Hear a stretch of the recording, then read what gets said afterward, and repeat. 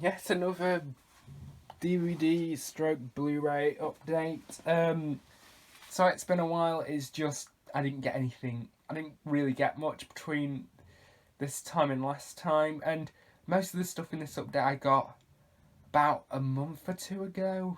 But I was waiting to get a bit more. I've got one item since then, but I just decided to do it now because I doubt I'm gonna have an update until at least after Christmas. So, without any further ado, let's get started. So I've got 4 DVDs and 1 Blu-ray, and the Blu-ray is Point Break.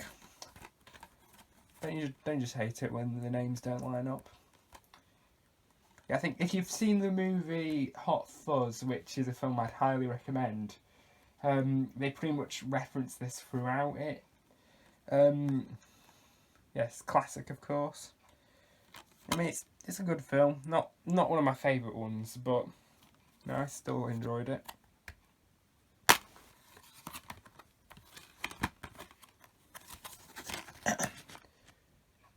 Here's the disc. Important note: this Blu-ray disc is manufactured to the highest quality available. It is possible this Blu-ray disc was manufactured after your Blu-ray disc player. To ensure the best possible viewing experience, your Blu-ray disc player may need a firmware or software update. Please consult your hardware manufacturer's website for the latest firmware or software versions, and if an upgrade is available. We suggest that you follow its installation instructions. Good advice for life, there. So we're going to move on to the DVDs now. This is one that I got after the next lot, after this lot, but it is an absolute classic, Nightmare Before Christmas. I waited God knows how long to get this, because I think I wanted it on Blu-ray initially, but mainly with complications concerning a family member already having a copy, I got this one. Apparently it's not for individual sale, even though that clearly is just a sticker. Which is odd, because I mean it was sold individually. And also Disney are using the Disney name on this one. This is a newer version because it has the Disney branding on it, because Disney, when this first came out, they used their Touchstone name to release it because they thought it was too disturbing for children or something, so they used their Touchstone label, which was a label that they have for more adult themed films. But obviously kind of years later, because this one's gotten more and more associated with Disney, that they've properly started using the Disney branding. And the disc hasn't really changed that much, because as you can see it's just the bland grey disc as per usual, but it still has Touchstone on it. So yeah, this is an absolute classic if you've not seen it. Next one is another animated film. This one is aimed at a slightly older audience. South Park, Bigger, Longer and Uncut. This is the movie based on the TV show, of course. Now, I'm going to give you a quick, well, probably not very quick, explanation onto my history with South Park. So, if you could not give a flying fuck, go to this point on screen, and then I'll continue, and then I can continue. Yeah, but yeah, I was quite slow on the uptake of South Park. Obviously I've always been aware of South Park. I mean, who hasn't, unless you've been living under a rock since 1997. I was aware of the characters, the animation, the humour and so on. And pretty much everybody in high school and primary school watched it, but I just never watched it, mainly because I think it was when it was on TV, the fact that we didn't have a box that could record, and the fact that I just generally didn't watch TV in general, so I just didn't watch it until around the summer, when I started staying up later. So I mean, it was off and on quite late for obvious reasons, and so I started watching it, and I also tend to record it quite a lot as well. And yeah, it's a great series, and It's a brilliant series if you've not seen it. It's highly recommended viewing. And, you know something, it's still good. You know, I'm getting through season 23. I think they're on episode 8 or 9 now. Something like that. So, yeah, but I mean, it's still good after all these years, you know, which is something you can't really say for a lot of animated series, which, you know, I mean, it hasn't really gone downhill that much in recent years. You know, it's still, you're still going to find something with it. Because, I mean, it's not like, I mean, Family Guy, I could not get into Family Guy. I think Family Guy, at its best, it's okay. At its worst, it's absolutely appalling. And most of the time, it teeters into the absolutely appalling category. And my dad likes it, so that's probably why I hate it. And The Simpsons, I mean, I like The Simpsons, don't get me wrong. Who doesn't? Everybody's watched The Simpsons, but to me, this is going to be the most original thing you've ever heard, so bear with. The Simpsons was good for like its first 12 seasons or something like that. Then it went downhill, now they're dragging it out for the sake of it, and it just needs to fucking die. There. That's pretty much it. So, yeah. This is apparently the critically acclaimed feature-length film. And also on the top it has a quote from Empire right here. Loud, funny, crude and very rude.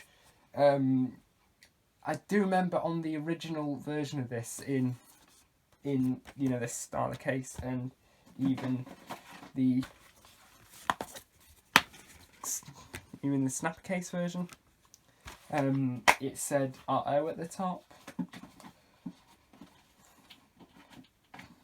That's weird, yeah.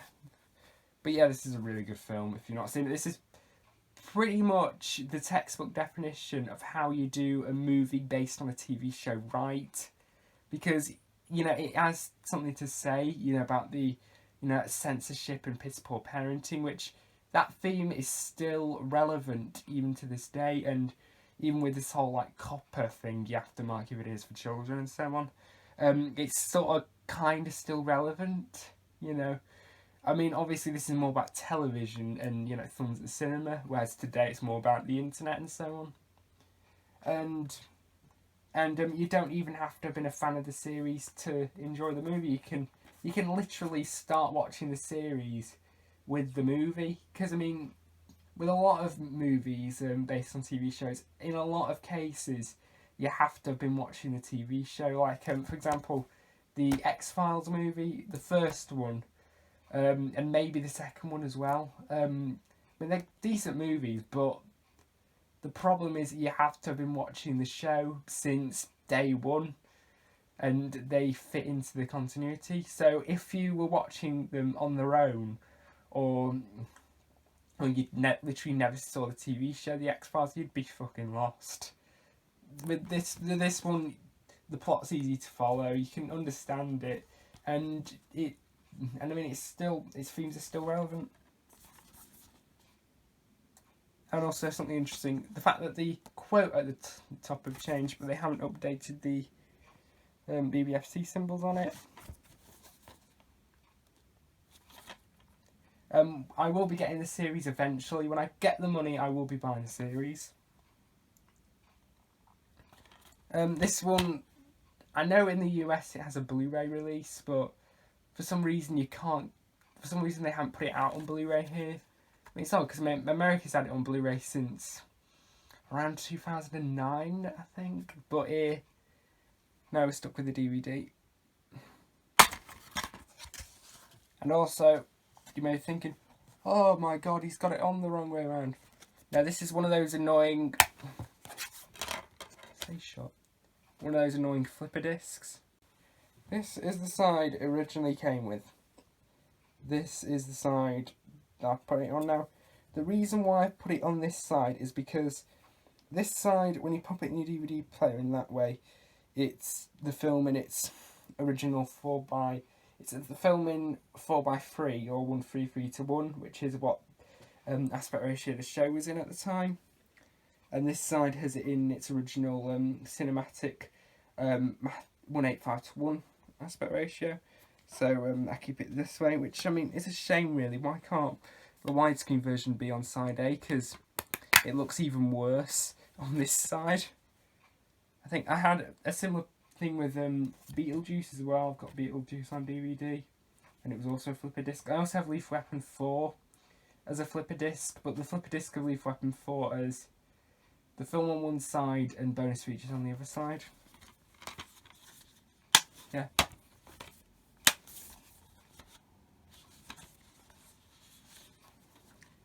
So the last two are actually ones that I got in Poundland. Nightmare Before Christmas was given to me. Point Break and South Park were from HMV. These ones were from Poundland. In the same day I got the ones from HMV. And this part is also a bit of a public disclaimer. But anyway, the first DVD from Poundland is one which also involved South Park creators Trey Parker and Matt Stone. And it is Bassketball from the director of Naked Gun. I know this is a film Trey Parker and Matt Stone regretted doing. They just, I don't know why, they hated the way it turned out or something. In fact, if you've seen the South Park episode, The Passion of the Jew, during the bit when Stan and Kenny are going to go to Mel Gibson's house to get their money back, Stan said something like, bad filmmakers should be held accountable. This is just like when we got our money back for Bassketball, which was essentially just a Trey and Matt going, fuck you to Bassketball. I've seen this film before. It's actually really good, honestly. I would recommend it. It's not... I don't know how many people would find it funny. I found it really, really fucking funny. I think a few of the jokes do fall a bit flat in some areas, but you know, it's just really funny. I mean, the plot is a bit generic per se, particularly nearing the end with this whole, you know, like plotline of brothers' betrayal. One's got the full control and they think they've got all the power, and the other one is trying to move on or something like that. It's a bit cliche in that plotline, but I think the humour definitely helps this one. But yeah, it's not as strong as something like South Park, you know, the South Park movie, because I think this one, the South Park movie, satirical is actually like tackling a theme. This one's just a dumb comedy. But, you know, sometimes you do need a bit of dumb comedy in your life. And also, this is not the strongest film that David Zucker was associated with. Because, I mean, obviously, stuff like Airplane and Naked Gun's better than this. I think this is better than Hot Shots. I know I'm going to get crucified for saying that. Because I've only seen the first Hot Shots film, and I thought, it's a bit funny. It's quite funny in some parts, but it's just not really that funny, per se. Maybe because they're spoofing a film I don't like, because I hate Top Gun. No, I don't hate Top Gun, I just don't like it that much. Anyway, here is the disc. And then the next one is pretty much a disclaimer for Poundland DVDs.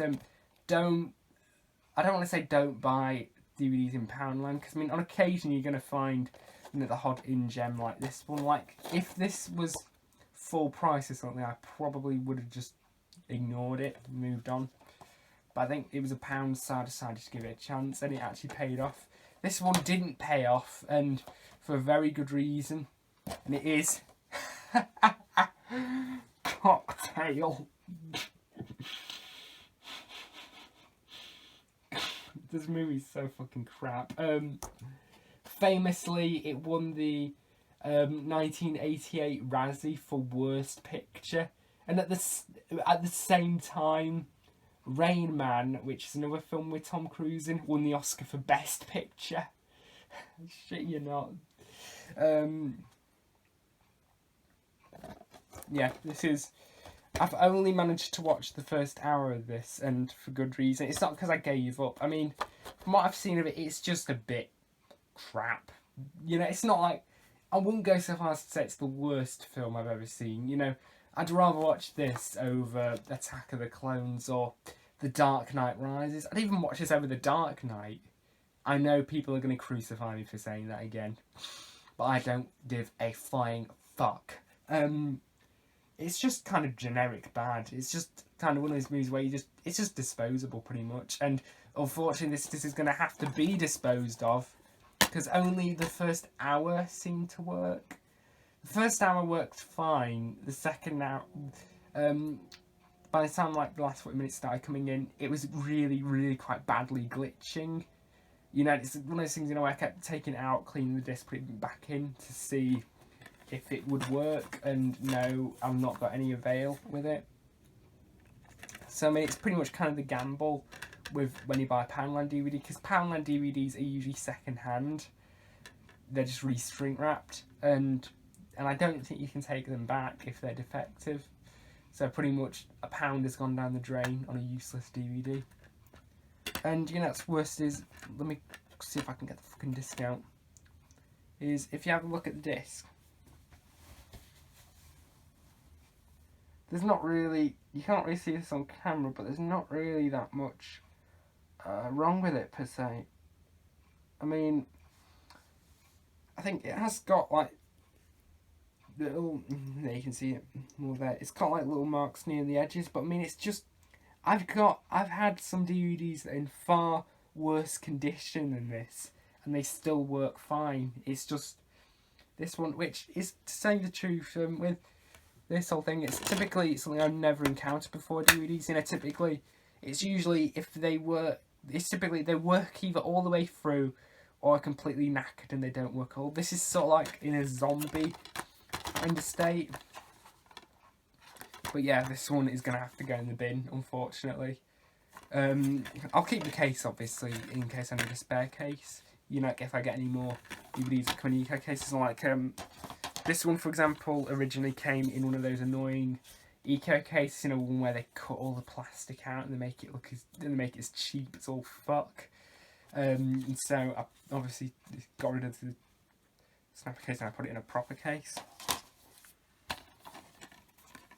But yeah, that was the update. Sorry it took a bit longer, but I had quite a lot of personal stories to tell. So I'll see you all next time, probably post-Christmas, definitely before Christmas, because I've got videos planned before Christmas. So anyway, I'll see you all next time.